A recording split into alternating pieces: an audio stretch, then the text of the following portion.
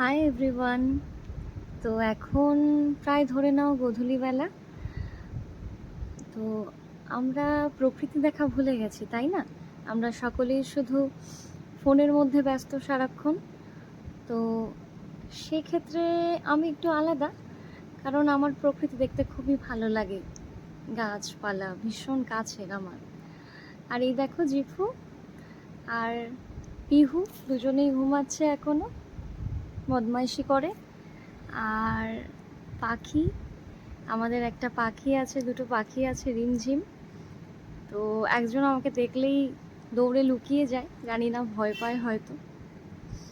তো ওরা খুবই ভালো, খুবই মিষ্টি। আর এই যে ছাদে চলে এসেছি আবার প্রকৃতি দেখার জন্য। মা গাছে জল দিচ্ছেন।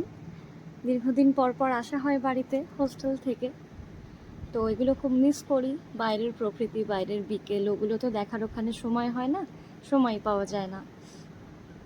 এগুলো অনেক আমার কাছের, হাতে লাগানো গাছ, হাতের সব কিছু। তো এইভাবে আমার কাটে যখন বাড়ি আসি। এই গাছপালা, আকাশ দেখেই দিন চলে যায়। কথা খুব একটা গুছিয়ে বলতে পারি না, সবটাই অগোছালো, কারণ আমিও নতুন ইউটিউবে, আমিও নতুন, অগোছালো হয়ে যাচ্ছে হয়তো কথাগুলো।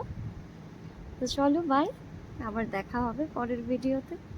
সাবস্ক্রাইব করতে বলবো না, যদি ভালো লাগে পরে তাহলে তাহলে সাবস্ক্রাইব করো, আমি রোজ রোজ বলবো না।